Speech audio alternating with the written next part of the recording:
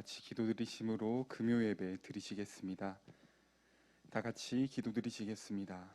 하나님 아버지 참 감사드립니다. 오늘도 복되고 은혜 가운데 저희가 다시 한번 주님 앞에 풍성한 기쁨을 누릴 수 있는 예배를 허락하여 주셔서 너무나도 감사드립니다. 주님의 말씀으로 저희가 더욱더 촉촉한 마음 가운데 거하길 원합니다. 주님께서 이 시간 우리의 마음을 열어주시고 또한 받아주셔서 주님께서 원하시는 그 생각들과 그 깨달음들로 나아갈 수 있도록 주님, 이 시간 모든 우리의 생각과 마음과 저희 결정 가운데 주님께서 함께하여 주시옵소서. 우리가 살아 숨쉬는 이유가 어떠한 것도 주님과 상관없음을, 어떠한 것도 주님과 상관없지 않음을 이 시간 기억하며 계속해서 주님의 은혜를 구하는 그런 예배가 되어질 수 있도록 주님 오늘 예배 가운데 저희와 함께하여 주시옵소서. 감사드립니다. 예수님 이름으로 기도드립니다. 아멘. 다 같이 찬송가 620장 찬양 드리시겠습니다.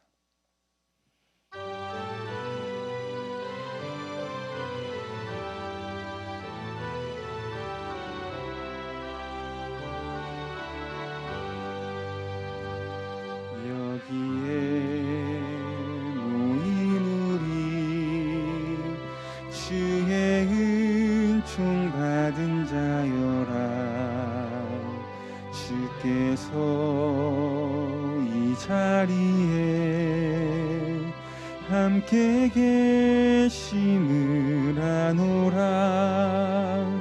언제나 주님만을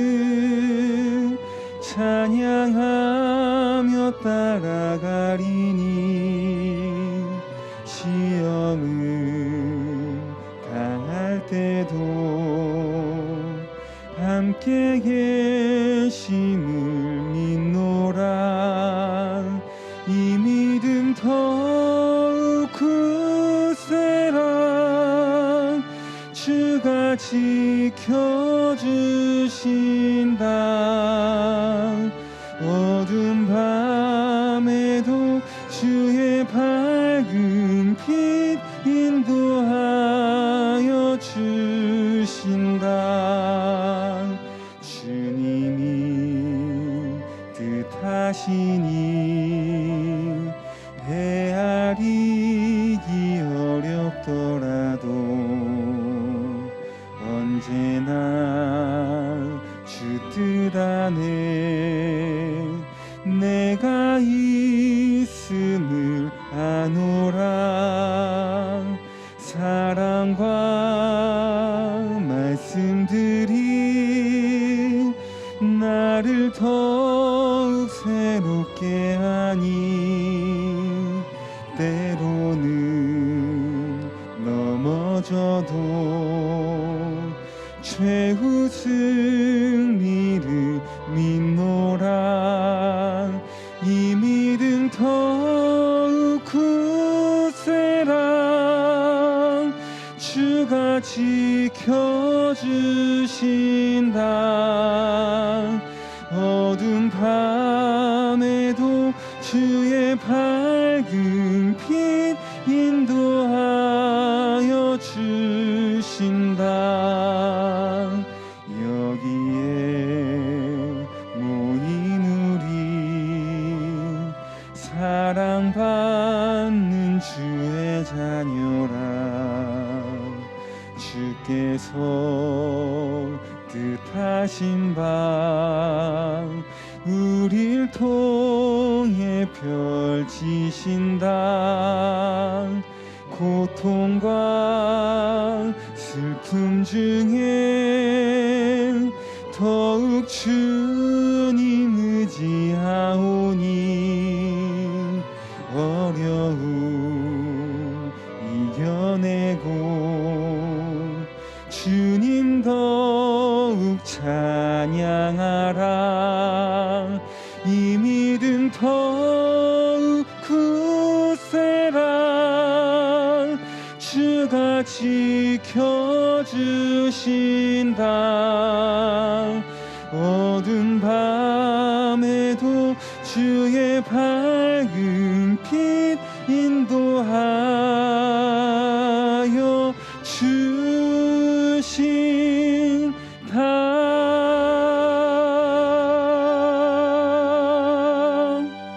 아멘.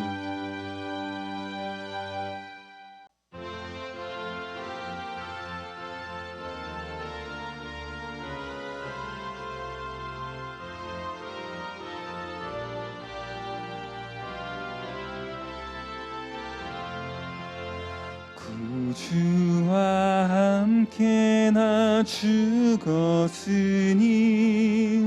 구주와 함께 나 살았도다. 영광의 그날에 이르도록 언제나 주만 바라봅니다. 언제나 주는 날 사랑하사 언제나 새 생명 주시나니 영광의 그날에 이르도록 언제나 주만 바라봅니다. 맘속에 시험을 받을 때와 무거운 근심이 있을 때 주께서 그때도 같이 하사 언제나 나를 도와주시네. 언제나 주는 날 사랑하사 언제나 새 생명 주시나니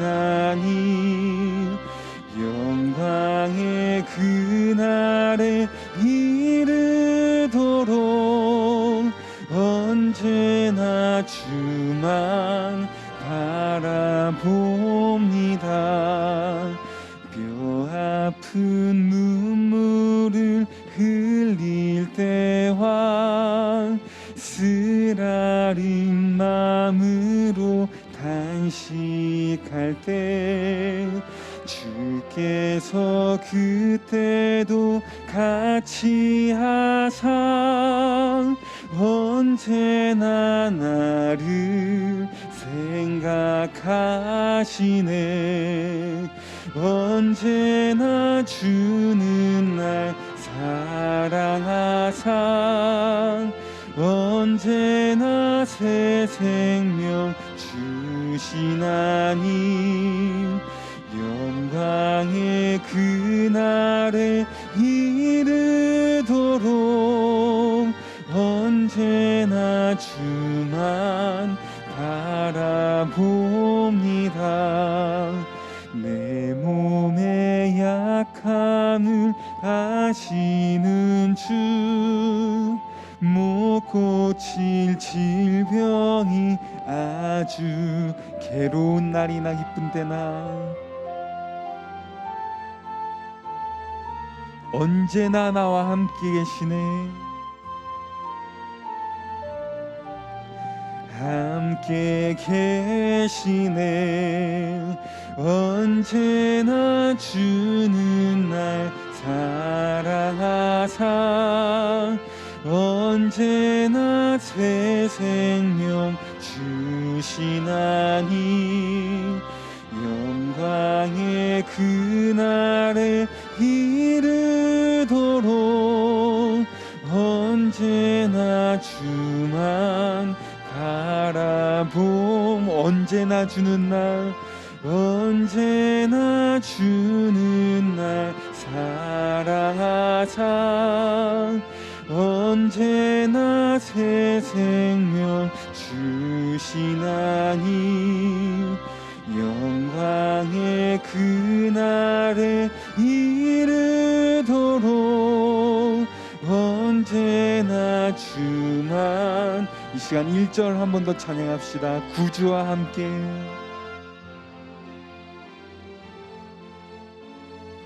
구주와 함께 나 살았도다.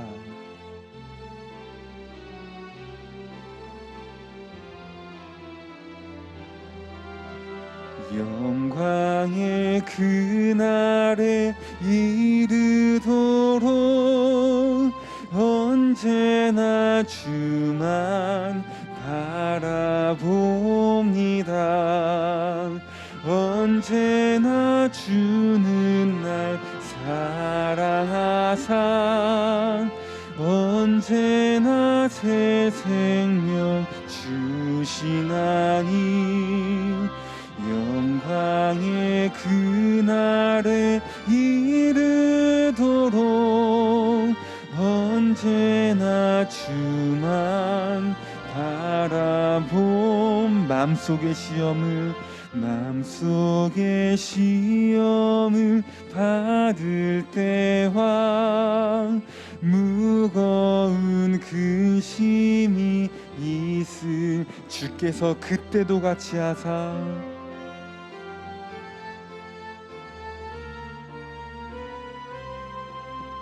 언제나 나를 도와주시네.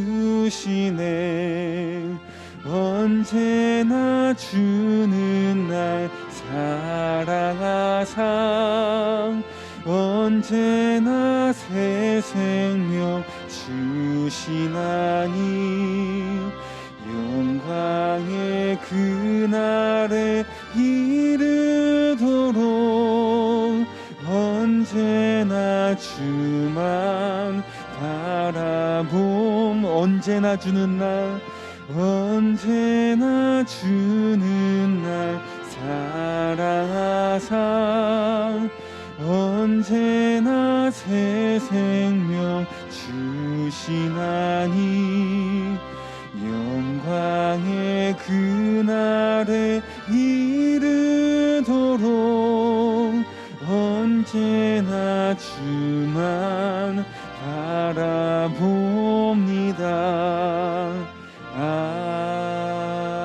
아멘.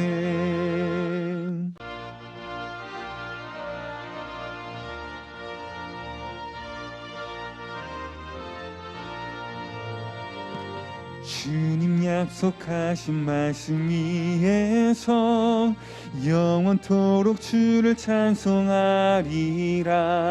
소리 높여 주께 영광 돌리며 약속 믿고 굳게 서리라. 굳게 서리 영원하신 말씀 위에 굳게 서리 굳게 서리 그 말씀 위에 굳게 서리라. 주님 약속하신 말씀 위에서 세상 염려 내게 엄습할 때 용감하게 힘써 싸워 이기며 약속 믿고 굳게 서리라. 굳게 서리 영원하신 말씀 위에 굳게 서리 굳게 서리 그 말씀 위에 굳게 서리라. 주님 약속하신 말씀 위에서 영원하신 주의 사랑 힘입고 성령으로 힘써 싸워 이기며 약속 믿고 굳게 서리라. 굳게 서리 굳게 서리 영원하신 말씀 위에 굳게 서리 굳게 서리 그 말씀 위에 굳게 서리라. 주님 약속하신 성령 인도하는 대로 주님 품에 항상 안식 얻으며 약속 믿고 굳게 서리라.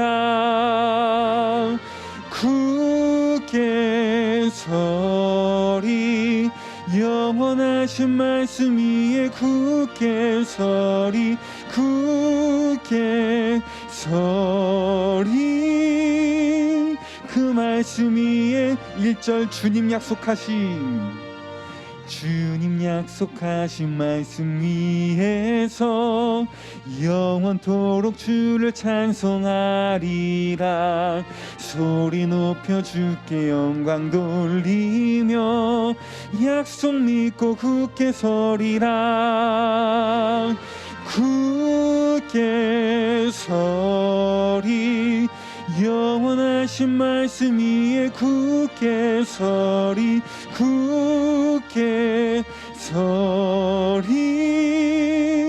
그 말씀 위에 4절 주님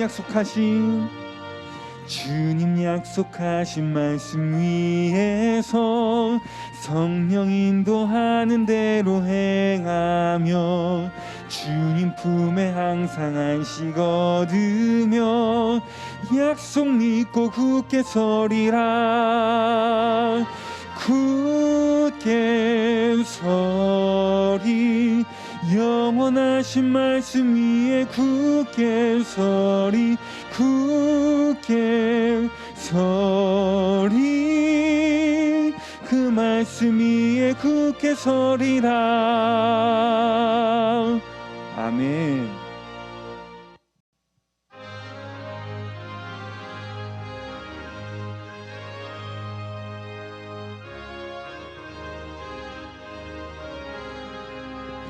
주 예수 내 맘에 들어와 계신 후 변하여 새 사람 되고 내가 늘 바라던 참 빛을 찾음도 주 예수 내 맘에 오신 주 예수 내 맘에 오신 주 예수 내 맘에 오신 물밀든 내 맘에 기쁨이 넘치는 주 예수 내 맘에 오신 주 예수 내 맘에 들어와 계신 후 망령된 행실을 끊고 머리털보다도 더 많던 내 죄가 눈보다 더 희어졌네.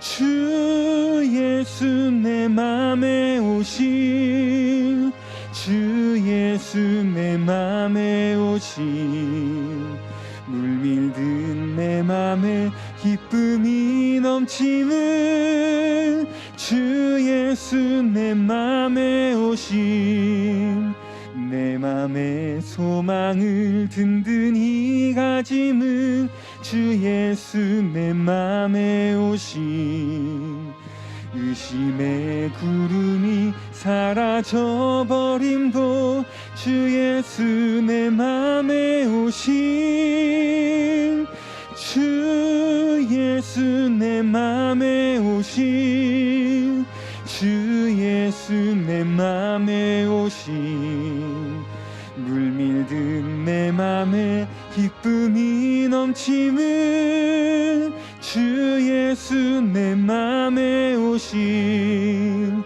사망의 음침한 골짜기 가다가 밝은 빛 돌연히 비쳐 저 멀리 하늘문 환하게 보임도 주 예수 내 맘에 오신 주 예수 내 맘에 오신 주 예수 내 맘에 오신 물밀든 내 맘에 기쁨이 넘치는 주 예수 내 맘에 오신 내가 저 천성에 올라가 살기는 주 예수 내 맘에 오신 천성에 올라가 주님을 뵈리니 그 기쁨 비길 데 없네.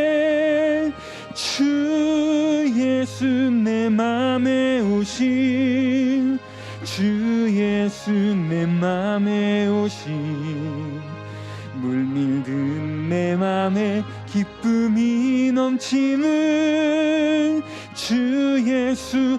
3절 내 맘에 소망을 든든히, 내 맘에 소망을 든든히 가짐은 주 예수 내 맘에 오신, 의심의 구름이 사라져버 주 예수,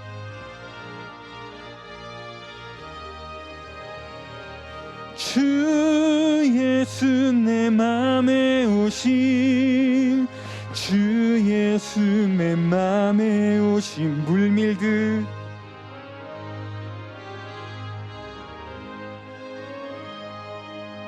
주 예수, 주 예수 내 맘에 오신, 주 예수 내 맘에 오신, 주 예수 내 맘에 오신, 물밀든 내 맘에 기쁨이 넘치는. 이 시간 한 번 더 찬양합시다. 주 예수 내 맘에 오신, 주 예수 내 맘에 오신, 주 예수 내 맘에 오신, 물밀든 내 맘에 기쁨이 넘치는 주 예수 내 맘에 오신.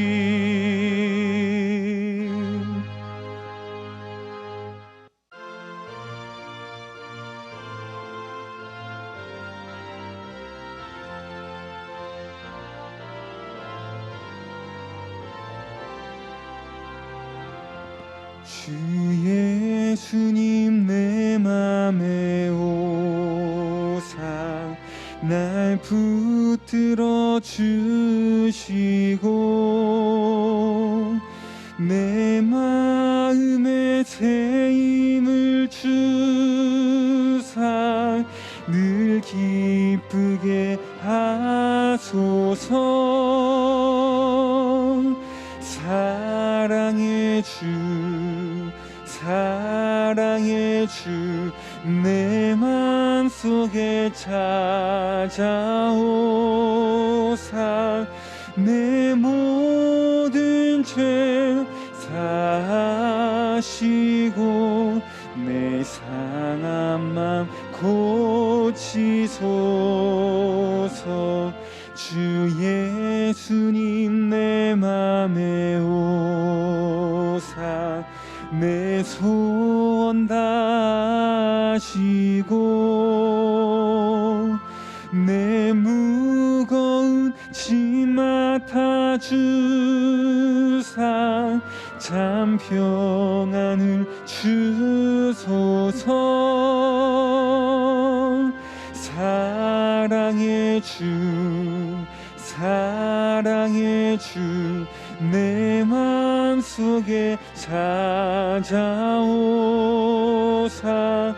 내 모든 죄 사시고 내 상한 맘 고치소서.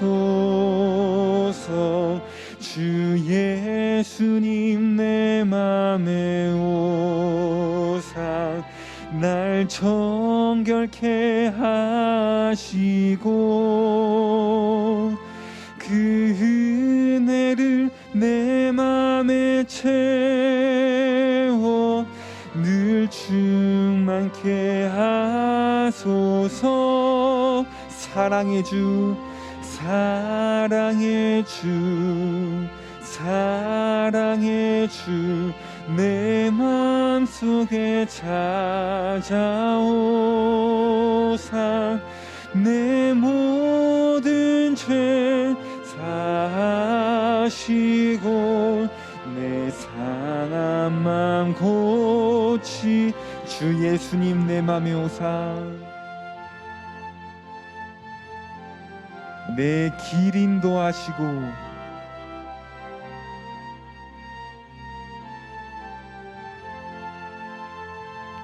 주 성령을 내 맘에 채워 늘 충만케 하소서. 사랑의 주 사랑의 주 내 맘속에 찾아오사 내 모든 죄 사하시고 내 상한 맘 고치. 사랑의 주 사랑의 주 내 맘속에 찾아오사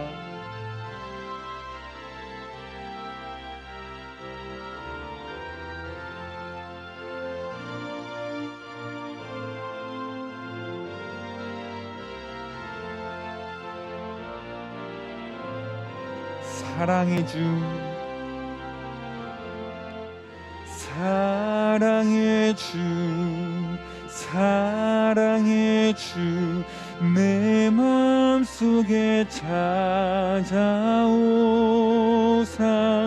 내 모든 죄 사하시고 내 상한 맘 고치소서.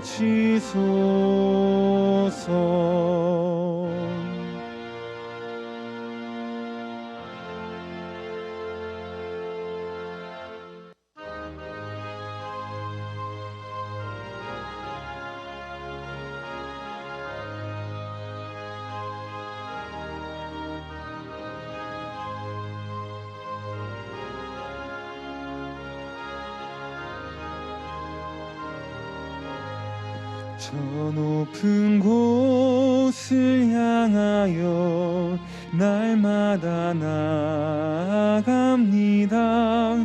내 뜻과 정성 모아서 날마다 기도합니다. 내 주여 내 맘 붙드사 그곳에 있게 하소서. 그곳은 빛과 사랑이 언제나 넘치옵니다. 괴로움과 죄가 있는 곳 나 비록 여기 살아도 빛나고 높은 저곳을 날마다 바라봅니다. 내 주여 내 맘 붙드사 그곳에 있게 하소서. 그곳은 빛과 사랑이 언제나 넘치옵니다.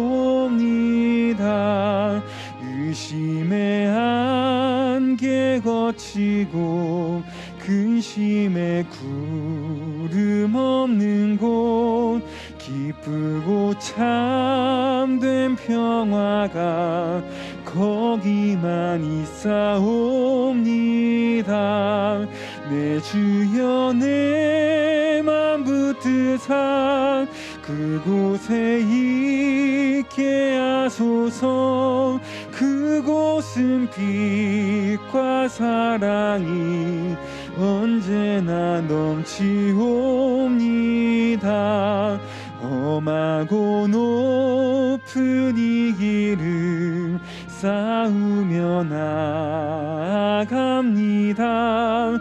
다시금 기도하오니 내 주여 인도하소서. 내 주여 내 맘 붙드사 그곳에 있게 하소서. 그곳은 빛과 사랑이 언제나 넘치옵니다. 내 주를 따라 올라가 저 높은 곳에 우뚝 서 영원한 복락 누리며 즐거운 노래 부르리.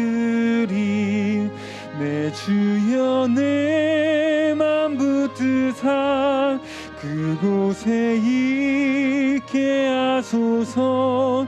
그곳은 빛과 사랑이 언제나 넘치. 내 주여 내 맘 붙드사, 내 주여 내 맘 붙드사 그곳에 있게 하소서. 그곳은 빛과 사랑이 언제나 넘치옵니다.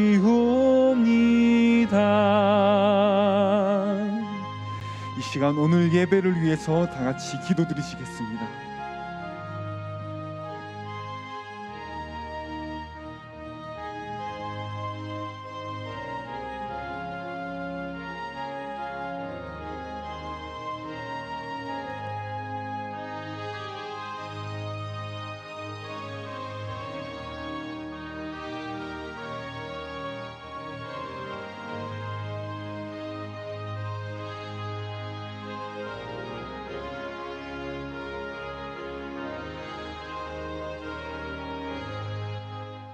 하나님 감사합니다. 하나님 예배할 수 있는 귀한 시간 주시면 참으로 감사합니다. 은혜 없이 단 한순간도 살 수 없는 저희들, 이 시간 하나님의 더 큰 은혜, 더 큰 사랑을 기대하며 이 시간 하나님 앞에 앉았습니다. 말씀 가운데 더욱더 깊은 깨달음으로 함께하여 주시고 지혜로 역사하여 주시고 저희들 내면에 온전한 다스림으로 찾아와 주셔서 우리가 하나님의 자녀로 하나님께 인정받을 수 있는, 하나님 앞에 합당한 그런 삶을 살 수 있도록 하나님 저희들을 더욱더 강력한 은혜로 저들 가운데 역사하여 주시옵소서. 교회에 속한 자들 한 사람 한 사람 찾아가 주시고 그들의 삶을 더욱더 아름답게 하여 주옵소서. 그들을 미혹해 하는 더러운 악한 영들에게 속아서 자신의 삶에 가장 귀한 것이 무엇이고 가장 가치 있는 것이 무엇이며 가장 시급한 것이 무엇인지 알지 못하고 미련하게 살아가지 아니하도록 하나님 그들에게 진정한 지혜를 허락해 주셔서 그들이 하나님을 바라보고 살아갈 수 있는 하나님의 자녀들답게, 열매 있는 교회에 속한 사람들답게 그 삶에 하나님을 향한 열매가 있는 그런 삶을 살 수 있는 복된 자들 될 수 있도록 한 사람도 빠짐없이 찾아가 주시고 주의 은혜로 덮어주시옵소서. 끝나는 시간까지 제 입술을 더욱더 강하게 주장해 주셔서 성령의 그 말하심 따라 태어나시려고 하는 그 하나님의 온전한 진리 온전히 잘 전달할 수 있도록 주여 도와주옵소서. 예수님 이름으로 기도합니다. 아멘. 히브리서 4장 14절 말씀 함께 보도록 하겠습니다. 우리가 지금 히브리서를 왜 읽고 있냐면 요한계시록 20장에 나와 있는 그 천년왕국에 있는 그 하늘에 하나님 그리고 예수님이 앉아 계신 그 보좌 옆에 하나님을 믿는 하나님의 자녀들이 있죠. 주와 함께 왕노릇하는 자들.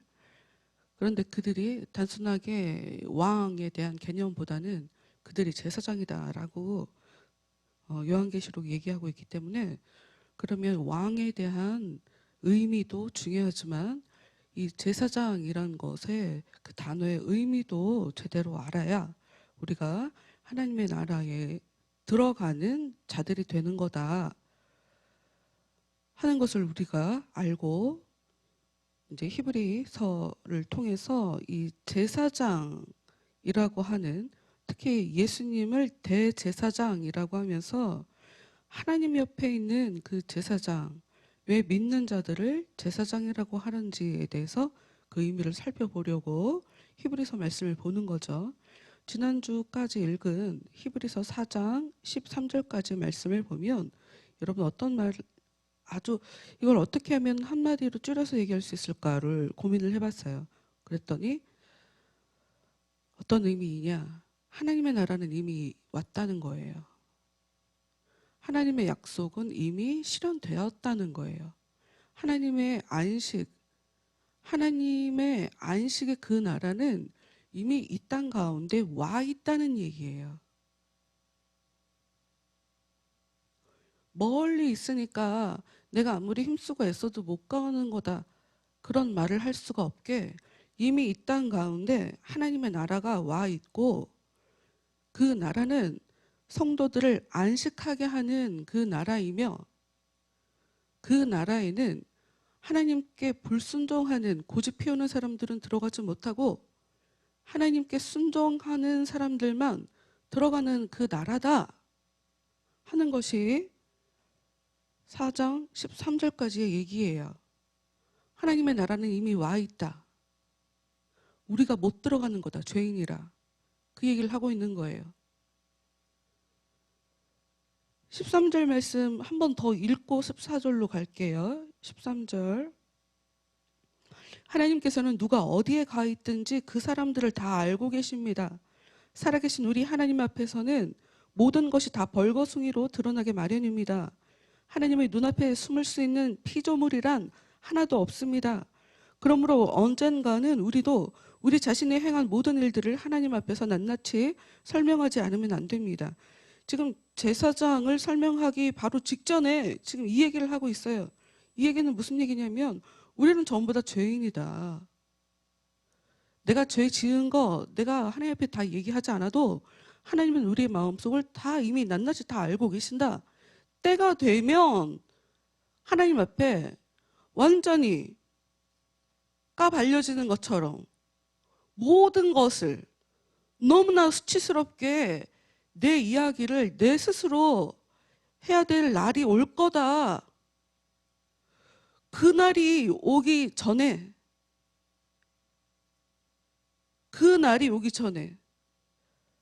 하나님 앞에 이렇게 수치스러움을 당하고 이런 일을 당하지 않게 우리에게 예수님이 대제사장으로 오신 거다. 지금 이 얘기를 하는 거거든요. 여러분 제가 반복적으로 그 얘기 하잖아요. 사람 다 똑같다. 우린 전부 다 죄인이다. 제가 이걸 한번 짚고 넘어가야 되겠다는 생각이 들더라고요. 여러분 사기꾼도 우린 모두 다 사람 사는 거 다 거기서 거기다. 우린 다 죄인이다. 사기꾼도 똑같이 그 얘기할 수 있어요. 제가 무슨 얘기 하시는지를 여러분 꼭 기억하시길 바라요. 제가 얘기하는 건 다른 사람에 대한 이해도나 아니면 우리는 신이 아니기 때문에 우리는 죄를 지을 수 밖에 없다 하는 차원으로 얘기를 하는 거지. 그런 얘기를 하면서 하나님 앞에 나는 죄인이니까 창피하지 않습니다. 당당합니다. 전부 다 죄 짓는 거잖아요. 이렇게 자기의 죄를 합리화시키거나 변명하거나 이런 얘기로 쓰라는 게 아니에요. 이걸 정확하게 아셔야 돼요. 이런 거를 잘 못하면 어떤 이야기든 상황, 전후, 문맥, 의도 이게 달라지면 똑같은 문장이 완전히 전혀 상관없이 이상하게 쓰일 수 있어요. 하여튼 우리는 모두 다 죄인이죠. 죄인인 우리들이 하나님 앞에 파괴되지 않게 그냥 죽지 않게 대제사장이 오셨다. 그분하고 어떻게 잘하면 이미 와 있는 그 하나님의 나라에 오늘 들어갈 수 있는 거다. 그 얘기를 하고 싶은 거란 말이죠. 14절 이제 읽겠습니다. 히브리서 4장 14절. 그러나 하늘로 올라가신 하나님의 아들 예수는 바로 우리를 도우실 위대한 대제사장이십니다. 우리가 전부 다 죄인이란 말이에요. 우리가 어떤 생각을 하는지, 어떤 마음을 갖고 사는지, 내 안에 어떤 욕망을 감추고 있는지 하나님 다 아신단 말이죠. 그런데 문제는 하나님 앞에 옳지 않으면 이게 전부 다 죄란 말이죠. 근데 이런 부분을 도와주실 수 있는 분이 예수님이다. 그분이 하늘로 올라가신 그 예수님이 우리를 도우실 수 있는 위대한 대제사장이다. 그러므로 그분에 대한 신앙을 결코 저버려서는 안 됩니다. 여러분 예수님 믿으셔야 돼요. 예수님 의지하며 사셔야 돼요. 제가 오늘도 수요일날도 그렇고 금요일날도 그렇고 몇 분 참석하지 않지만 그래서 좀 기운 빠지죠.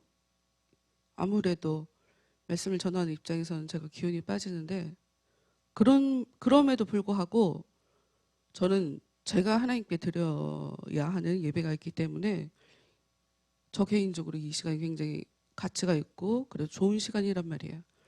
제가 20대 초반에 예수님 만나서 지금까지 예배를 빠져본 적이 사실 별로 없거든요. 왜냐하면 그 어떤 것보다 귀한 시간이라는 걸 내가 더 잘 알고 있으니까. 결론부터 말씀드리자면 여러분 이런 마음이 안 생기면 여러분은 하나님을 아는 게 아닐 가능성이 높아요. 예수님의 사랑을 아는 자라고 얘기하기가 어려워요. 굉장히 여러 가지를 얘기해야 되기 때문에 단순하게 내가 왜 이런 마음입니다 하고 여러분에게 딱 콕 집어서 얘기할 수는 없어요. 일단 굉장히 여러 가지를 내포하고 있는 그런 저의 고백이기 때문에 그러나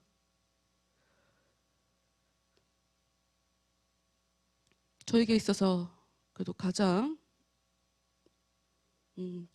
내가 은혜를 받았구나, 내가 하나님의 자녀구나 라고 하는 확인을 저는 이렇게 남들이 예배하지 않는, 잘 귀하게 여기지도 않는 수요일, 금요일 이 시간이 나에게 정말 귀한 가치가 있는 것을 내가 알고 그렇게 살아왔고 하는 내 마음에 하나님을 향한 이런 고백과 믿음이 있는 것을 보고 그걸 증거로 내가 정말 하나님을 그래도 귀하게 여기는 마음이 있구나 하는 것을 제가 알아요.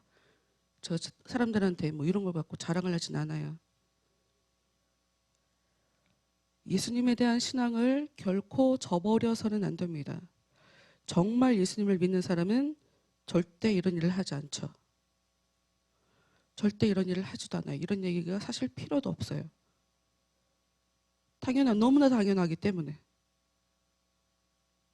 15절 우리의 대제사장은 우리가 당하는 이 시련을 몸소 겪으신 분이기 때문에 우리의 연약함을 잘 알고 계십니다. 그러면서도 그분은 단 한 번도 유혹에 빠져 죄를 범하신 일이 없습니다.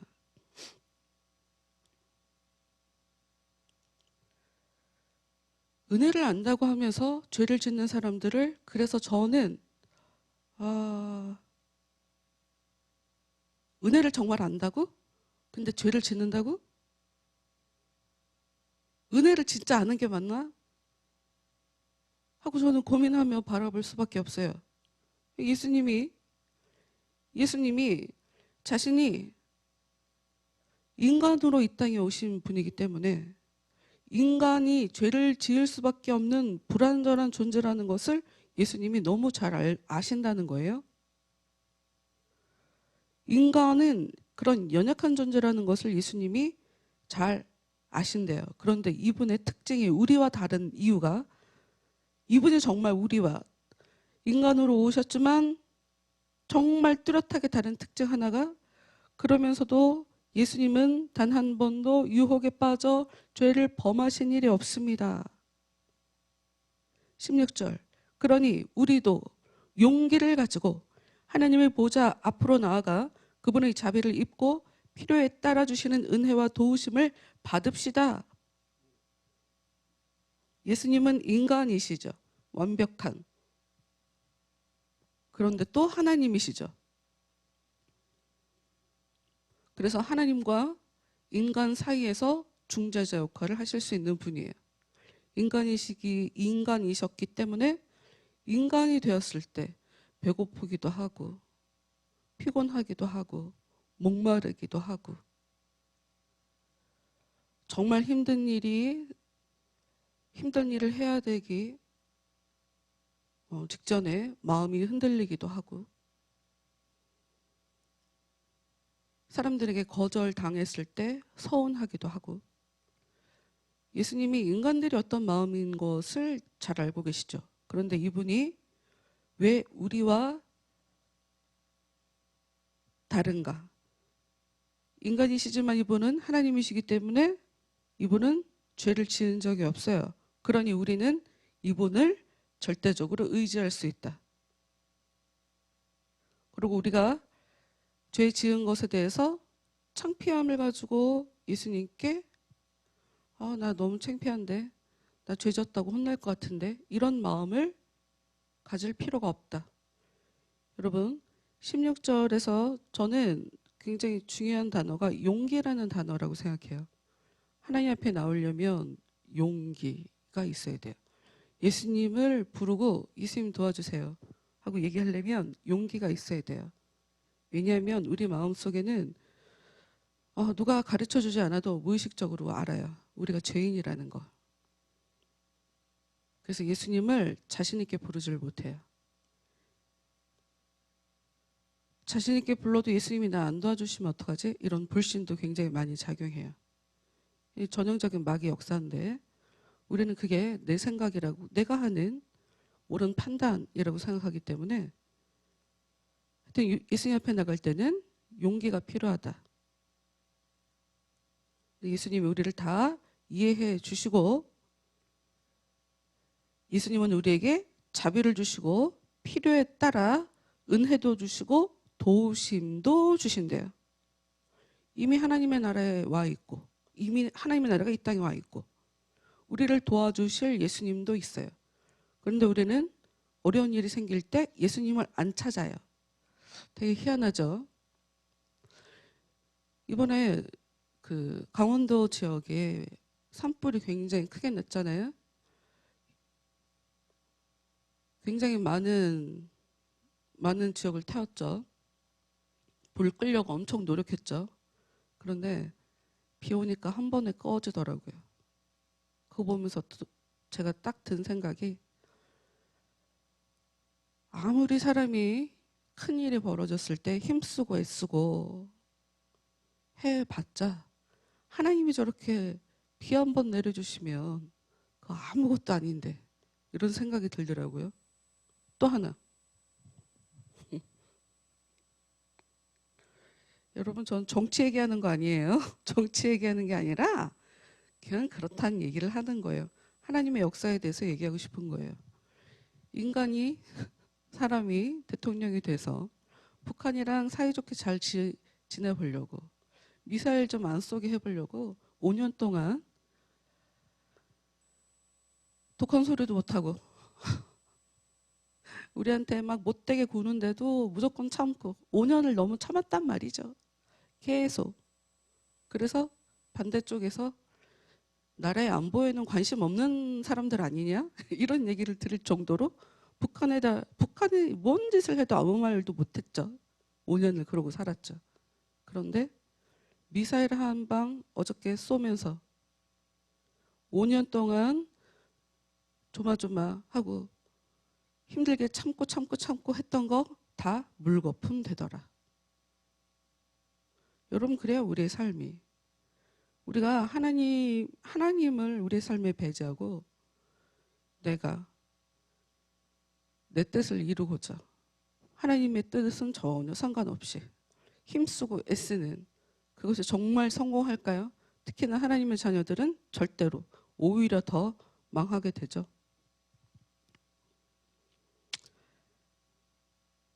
하나님의 은혜를 받는 거, 도우심을 받는 거, 내가 어떤 것이 필요한데 그 필요에 따라 주시는 은혜를 받는 거.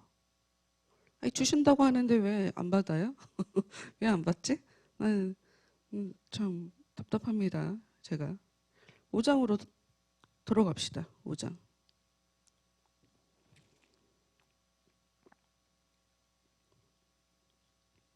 유대인 가운데서 뽑힌 대제사장은 다른 사람과 똑같은 인간이지만 그들을 대표하여 하나님 섬기는 일을 합니다.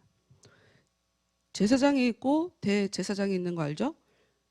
레위인이 있고 레위인 중에 제사장이 있고 제사장 중에 대제사장이 있죠. 대제사장은 사람들이 드리는 제물을 하나님께 바치고 백성들의 죄뿐만 아니라 자신의 죄를 속죄하기 위하여 짐승의 피를 희생 제물로 바칩니다. 그 역시 연약한 인간이라서 어리석고 무지에 빠진 사람들을 동정합니다. 여러분 2절 말씀 보면서 우리는 이런 모습이 아니라고 생각하시면 안 돼요. 우리는 하나님이 볼 때 어리석고 무지한 사람입니다. 예수님이 볼 때 우리는 어리석고 무지한 사람이에요.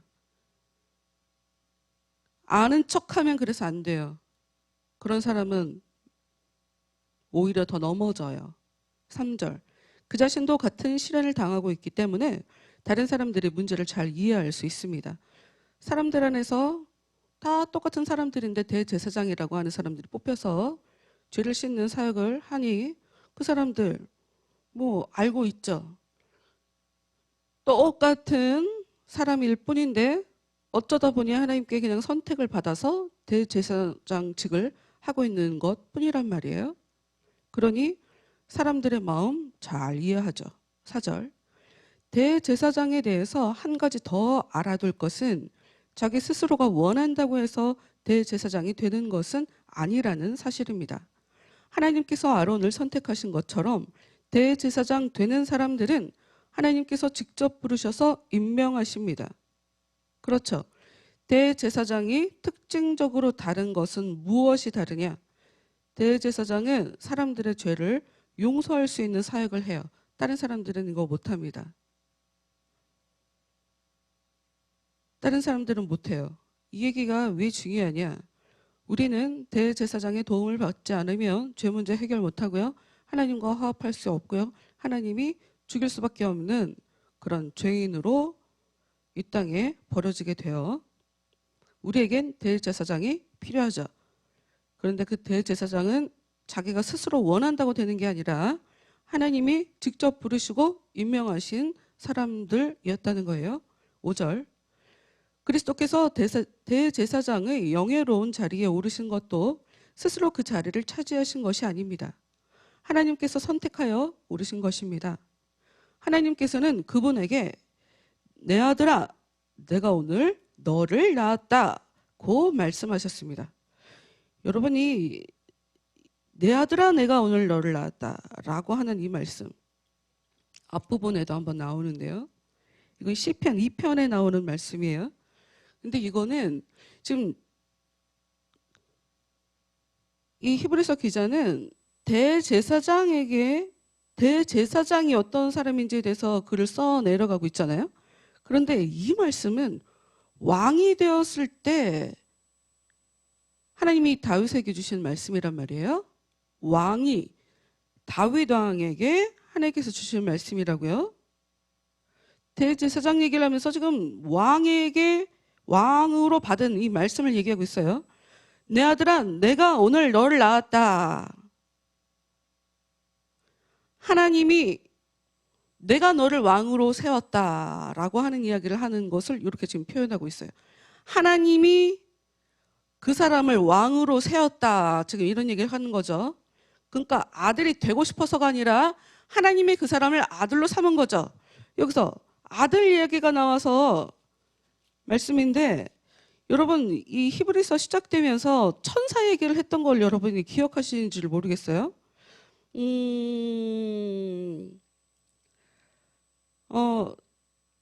히브리서 1장에 보면 사람들이 천사를 굉장히 위대한 신과 같은 그런 존재로 섬기기 때문에 천사가 뭐가 대단하냐, 아들이 대단하다 하는 그런 얘기를 하시는 게 있단 말이에요.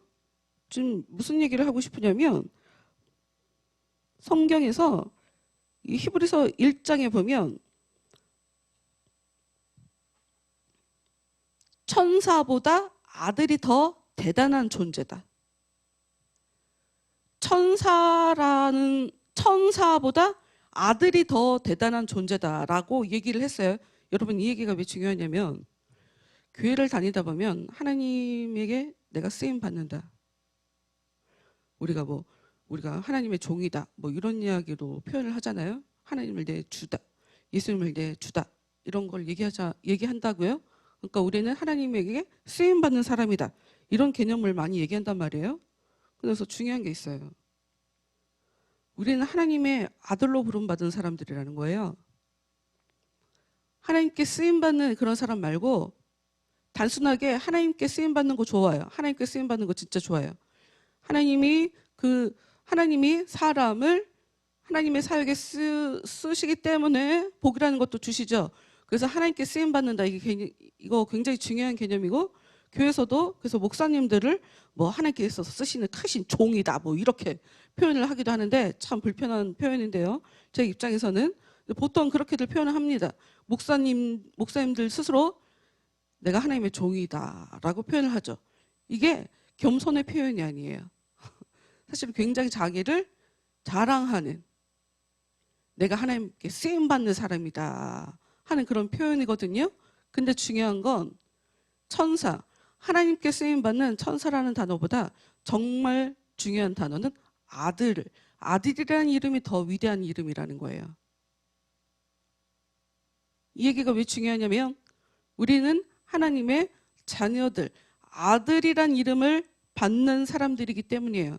이 얘기가 좀 어려울 수 있어요. 뒷부분으로 뒤에 가서 좀 더 설명하도록 할게요. 우리가 하나님의 자녀이기 때문에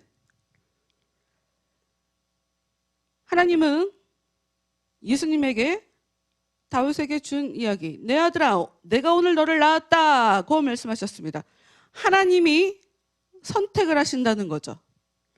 내가 쟤를 내 아들로 삼을 거야 라고 하는 주도권이 하나님께 있다. 6절, 또 다른 곳에서는 너는 영원히 제사장이 되리라. 멜기세덱을 이어받아 제사장이 되리라고 말씀하셨습니다. 이 얘기가 둘 다 하나님께서 왕을 세우고 하나님께서 제사장을 세운다 하는 개념이에요. 이 멜기세덱이라는 것을 이제 본격적으로 설명하게 되거든요. 근데 우리가 지금 5장을 읽는데요. 7장에서 본격적으로 설명을 하면서 이 5장 11절부터 6장까지는 어찌 보면 히브리서를 쓴 사람이 잔소리하는 얘기예요.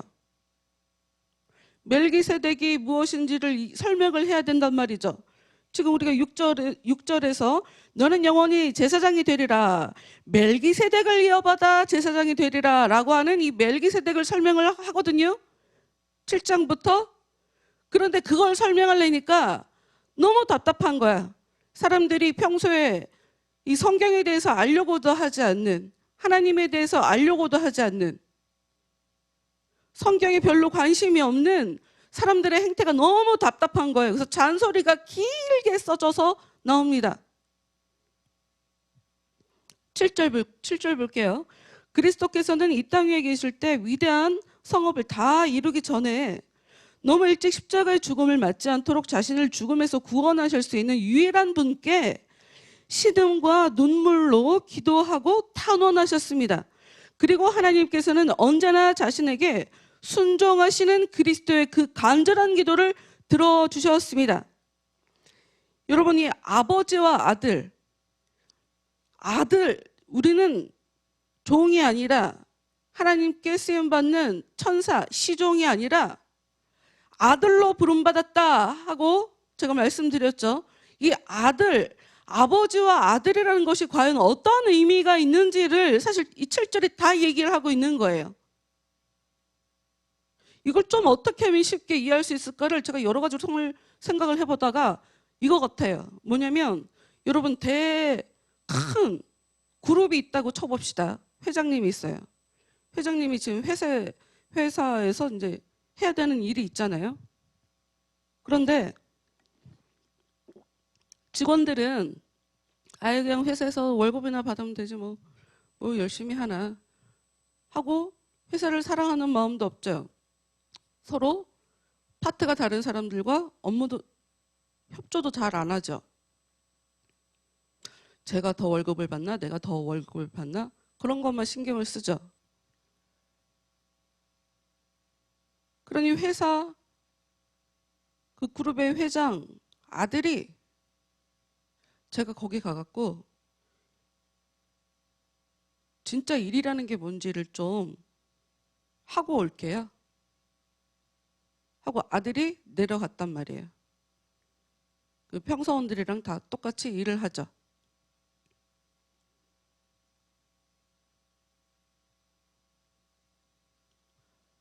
회장이 정말 원하는 게 뭔지를 알 거 아니에요. 이 회사를 통해서 회장이 무슨 일을 하려고 하는지 아들이 정말 잘 알 거 아니에요. 직원들보다.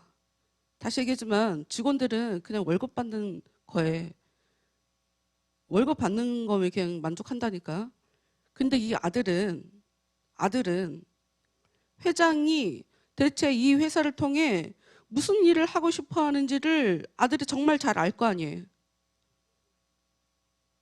그러니 회장은 일을 안 하시고 저 위에 계시지만 그 아들이 마치 회장인 것처럼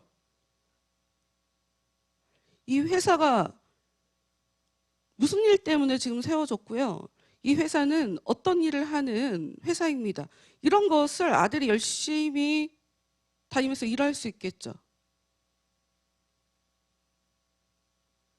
분명히 직원 같은데 회장이 아닌데 마인드는 회장이죠. 그런데 그 아들이 내려가서 일을 하는데 직원들보다 일을 못해. 회장과 전혀 상관없이 자기 마음대로 자기 일을 처리해. 그럼 어떤 일이 일어나는 거예요? 저 아들은 내 다음 후계자로는 못 세우겠다. 그럼 직원들 중에 정말 내가 이 회사를 왜 세웠고 이 회사를 통해서 계속 이어가고 싶어하는 그 일을 하기 위해서 직원들 중에 뭐 누구 하나를 대신 세워야지. 이러고 계속 일을 진행하지 않겠어요? 이런 식의 구도가 있어요. 지금 이 안에. 이 안에. 보세요. 전부 다 우리는 죄인이란 말이에요. 근데 예수님은 죄를 짓지 않았대요. 왜 그랬냐? 이분이 하나님께, 유일하신 하나님께 나를 구원하시는 분이 유일한 하나님만 나를 구원하실 수 있다는 것을 정확하게 알고 있기 때문에 그 하나님께 신음하며 눈물로 기도하고 탄원하셨대요. 이것 때문에 죄를 안 졌다는 거예요. 이것 때문에. 그리고 하나님은 그런 예수님을 도와주셨다는 거죠.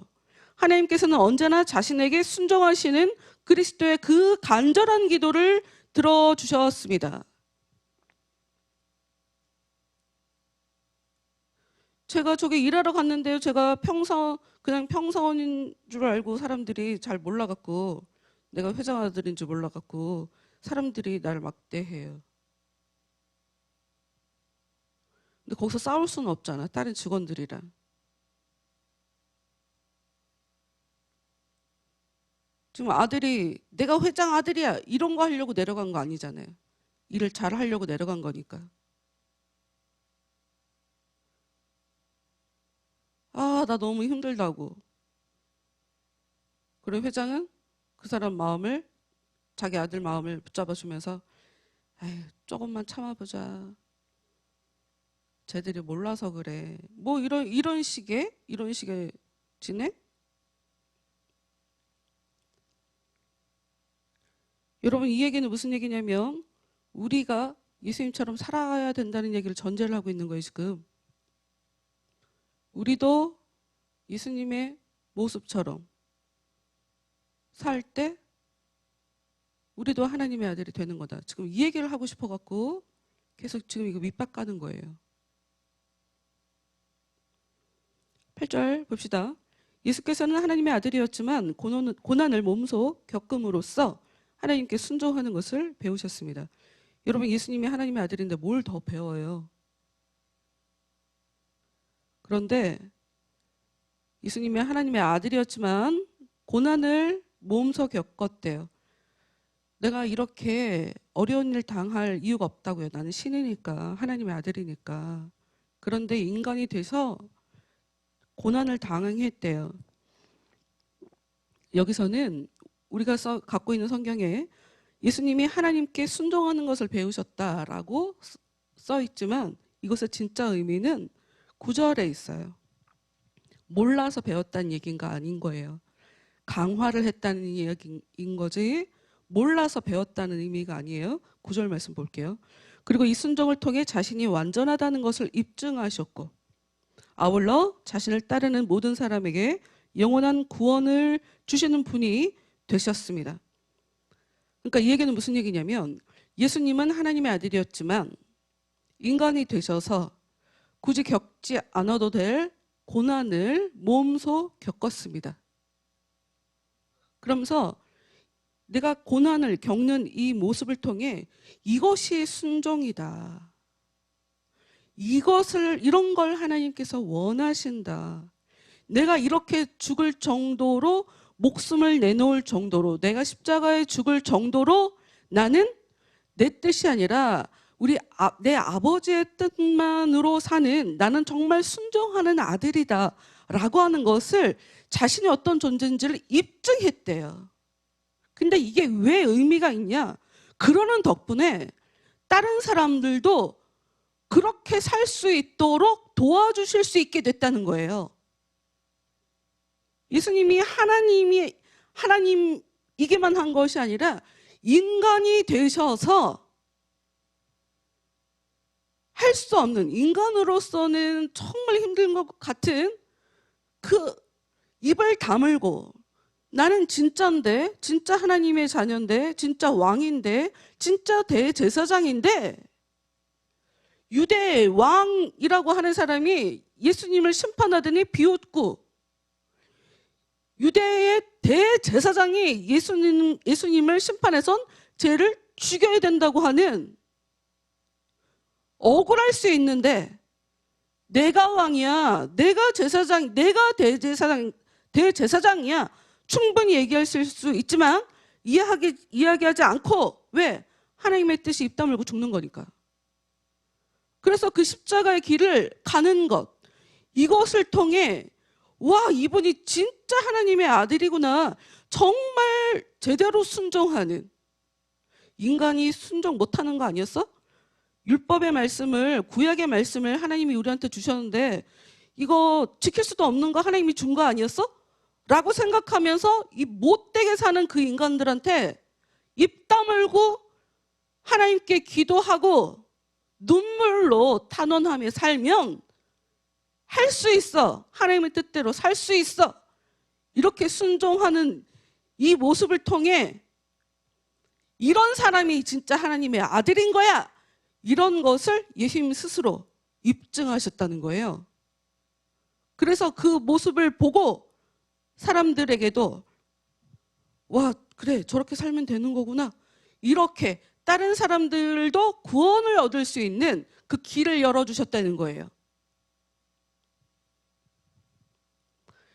여러분 제가 제 얘기를 글쎄 생각을 깊게 하시면서 들으신 분들은 예수님이 죽으셨으니까 그냥 우리의 구원 되신 거 아니에요?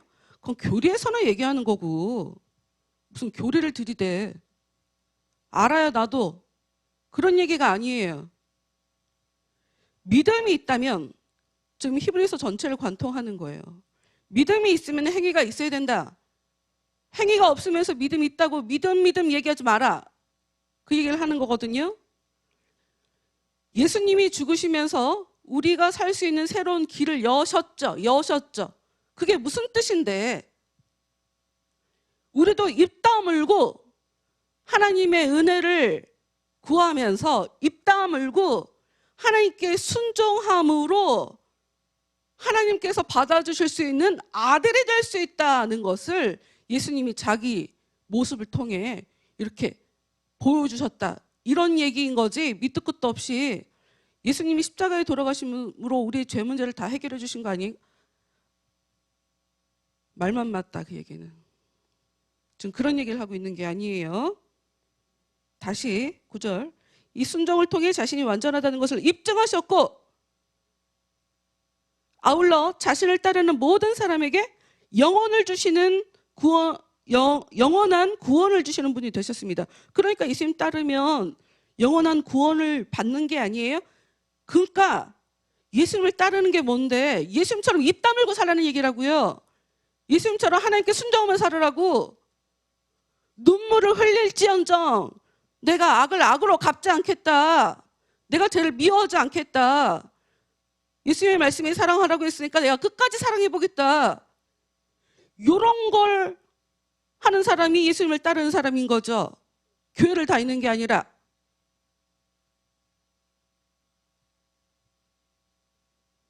사람들이 희한하게 성경을 그냥 자기들이 안다고 그렇게 살지도 않으면서 믿는 척 아는 척. 화가 난단 말이에요. 제가 저도 모르게. 10절. 하나님께서는 예수를 멜기세덱과 같은 위치에 서는 대제사장으로 임명하신 것입니다. 멜기세덱. 이제 성경을 잘 아시는 분들은 아시지만 모르는 분들은 생소한 단어죠. 멜기세덱. 그런데 이 히브리서 기자가 멜기세덱 얘기를 이어갈래다가 갑자기 화내요. 잔소리하는 거예요. 11절. 이 일에 대해서는 아직도 할 말이 많지만 여러분의 귀가 제대로 열리지 않아 알아듣도록 설명하기가 어렵습니다.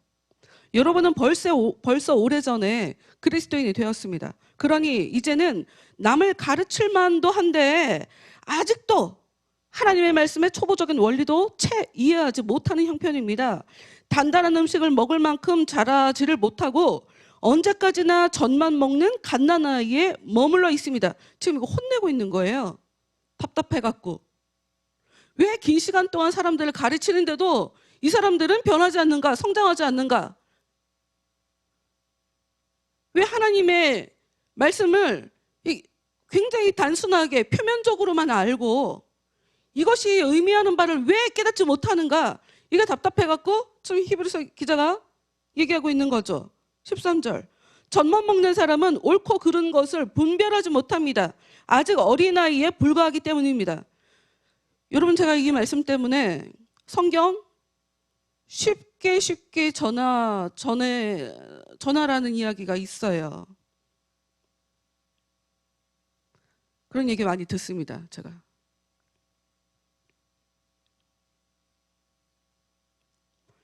그럼 난 이런 거 포기해야 돼요.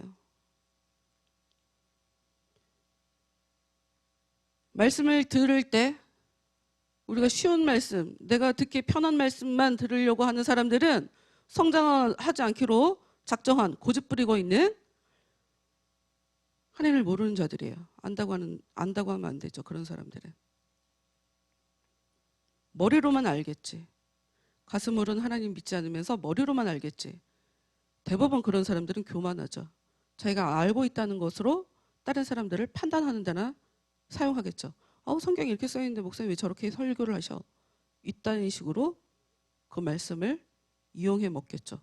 평소에 자기의 삶에는 그 말씀을 적용하지 않죠. 대부분 그런 사람들은.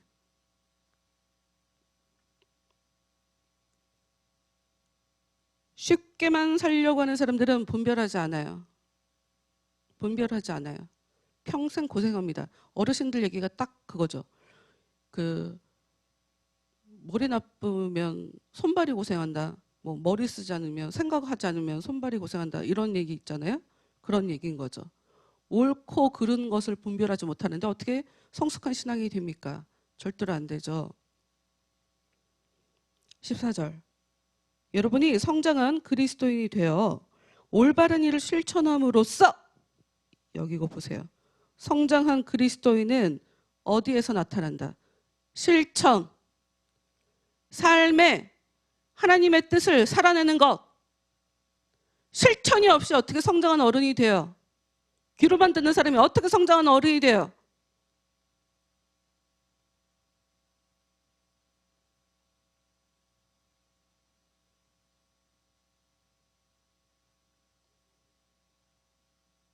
나는 사람들이 교회에서 말씀 듣고 은혜 받았다고 하는 이야기를 당최 이해할 수가 없어요. 은혜 받은 게 뭔데? 그냥 감동을 받은 거 아니에요? 감동을 받은 게 아닌가? 그냥 내가 듣고 싶은 소리 들어서 그냥 위로가 돼서 힘이 된 거 아니에요?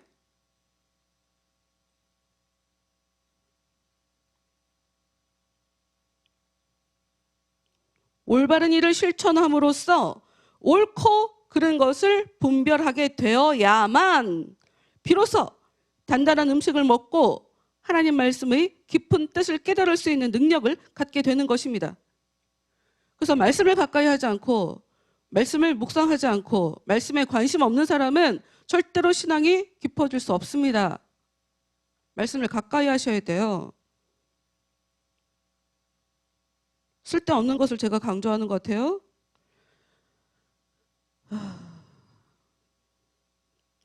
하나님은 아는 만큼 복받아요, 여러분. 그래서 여러분들이 이 얘기를 어떻게 이해하실지 모르겠는데요. 하나님을 알지 않고는 복 못 받습니다. 하나님을 알지 않고는 복이 뭔지도 몰라요. 근데 한 가지 복 받습니다. 하나님 뜻대로 살면, 하나님 원하시는 대로 살면. 그래서 하나님을 안다는 것, 특히 하나님을 안다는 것은 하나님의 말씀을 안다, 하나님의 뜻을 안다, 하나님이 나한테 원하는 것이 무엇인지를 안다 하는 그런 의미지, 성경책에 써있는 글자를 안다 이런 의미는 아니에요. 근데 그렇다고 해서 성경책에 써있는 의미를 아는 게 하나님을 아는 것이 아니라고 목사님이 그랬으니까 성경책을 안 읽어도 된다 그 얘기가 아니에요. 성경 읽어야죠. 말씀을 통해서 다 이야기하시는데 여러분 말씀을 통해 다 이야기하세요. 와 진짜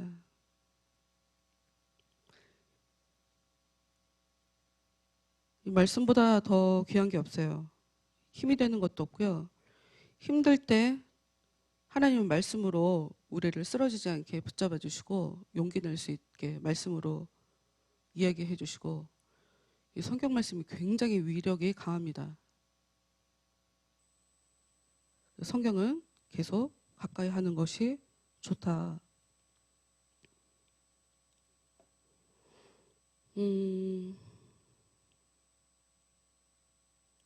좀 더 읽을까요? 네. 6장 앞에 읽고 기도하도록 하죠. 6장 1절. 이제는 그리스도교의 초보 진리를 배우느라 같은 자리에서 언제까지나 맴도는 일은 그만두고, 계속 읽을 수 있지만 여러분 제가 여기서 끊은 이유는 대부분의 사람들이 교회 왔다 갔다 왔다 갔다 주일날만 왔다 갔다 하잖아요. 신앙이 깊어지지가 않아요. 그냥 다람쥐 쳇바퀴 돌듯이 하나님에 대해서 알 것 같은데 다시 잊어버리고, 알 것 같은데 잊어버리고, 성장 없이 그냥 계속 맴도는 대부분의 사람들이 이렇게 사세요.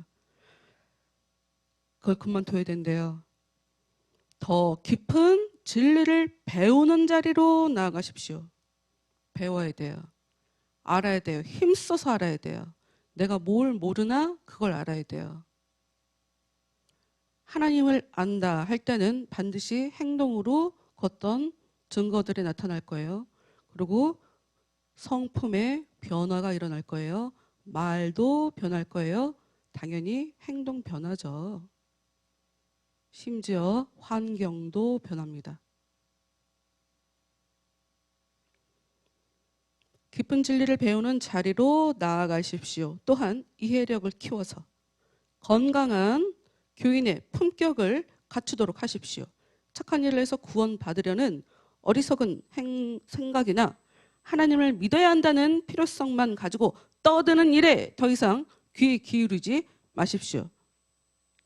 믿어야 된다. 하나님 믿어야 된다.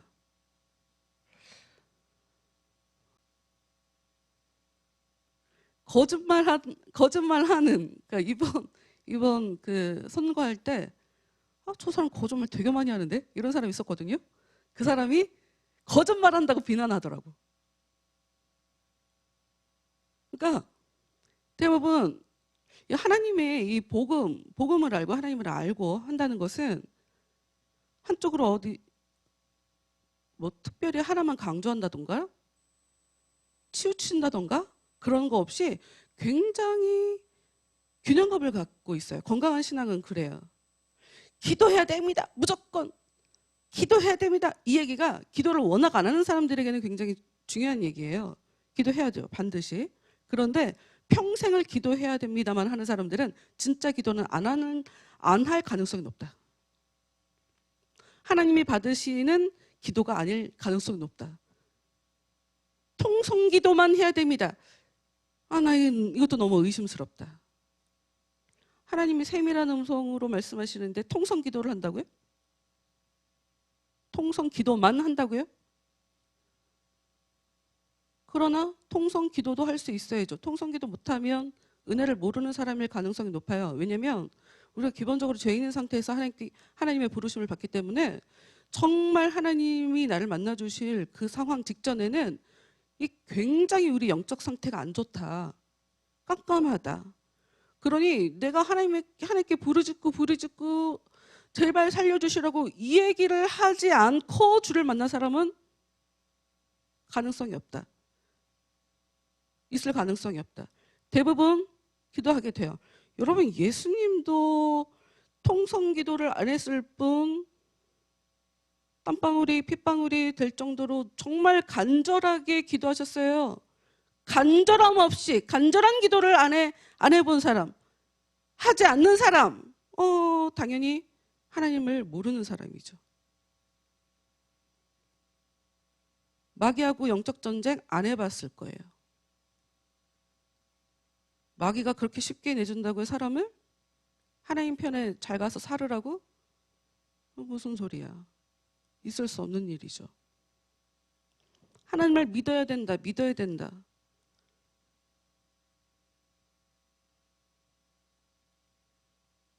하나만 필요 이상으로 강조하는 사람이 있다면 어린아이의 신앙일 가능성이 높다. 사절만 읽고 기도합시다. 세례와 성령의 은사와 근데 이 얘기 어려운데 그냥 읽기만 하고 다음 주에 설명할게요. 세례와 성령의 은사와 죽은 자의 부활과 영원한 심판에 대해서도 더 이상 가르침을 받을 필요가 없습니다. 간단하게나마 이게 무슨 얘기냐면 예수님 믿으면 세례 꼭 받아야 돼요. 안 받으려고 하면 세례에 대해서 계속 가르쳐야 되겠죠. 그리고 세례가 진정한 의미가 뭔지를 또 계속 가르쳐야 되겠죠. 그렇게 하지 말라는 거죠. 사람이 죽었다가 살아난대요. 죽은 자가 부활한대요. 아니, 그 당연한 거. 죽은 자가 부활하는 것은 너무 당연해요. 이건 기독교의 진짜 깊은 진리가 아니에요. 그런데 이것이 무엇인지를 계속 가르쳐야 된다고요? 영원한 심판. 죄 문제 해결 못하면 우리는 영원한 심판에 들어갑니다. 이것을 믿지 않으면 이것에 대해서 계속 강조해서 가르쳐야 되잖아요. 이게 지금 다 도의 초보라고요. 이런 것들이 다 믿어지지 않으신다면, 마음에 확 와 닿지 않으신다면 성령의 은사가 뭐지? 성령의 은사가 뭐지? 이 은혜를 내가 설명 길어질 줄 알았어. 은사가 뭔지도 설명하려면 굉장히 힘들죠. 그래요. 너무 멀리 가게 되니까 여기까지. 여러분, 오늘 말씀은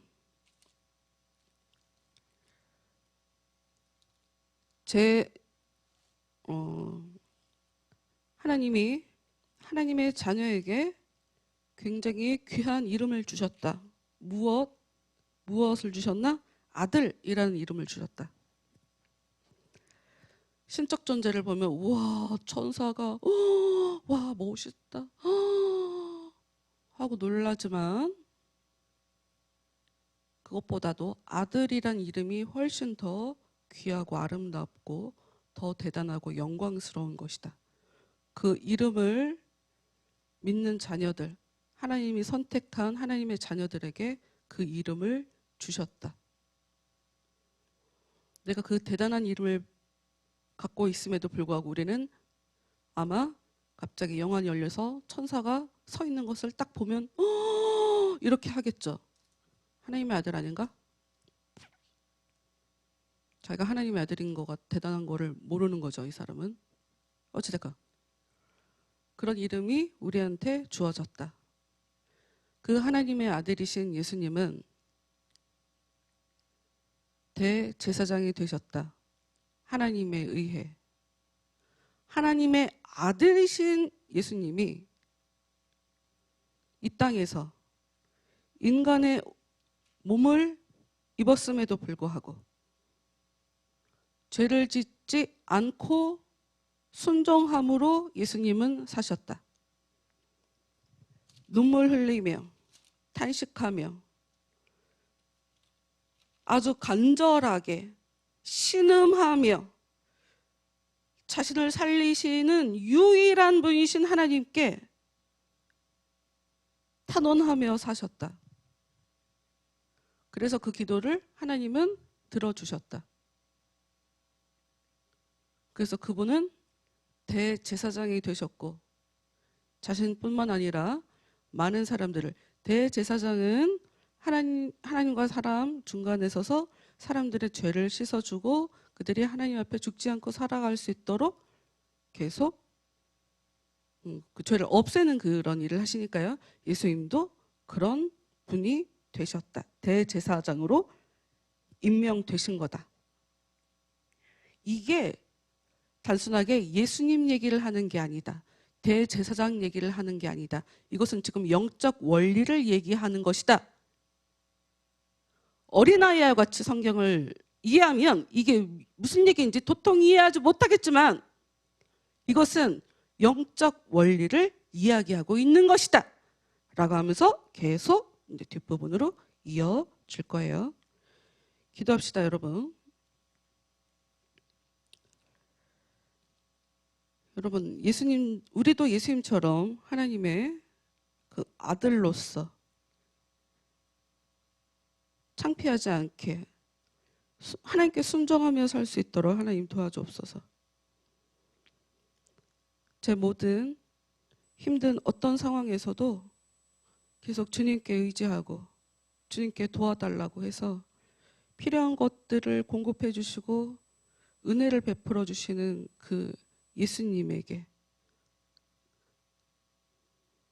그 사랑을 받을 수 있는, 도움을 받을 수 있는, 그래서 예수님의 그 힘을 입어 제가 하나님의 진정한 자녀로서 이 땅에서 이미 이 땅에 찾아온 그 안식의 나라에 지금 들어가서 살 수 있도록 하나님 저를 붙잡아 주옵소서.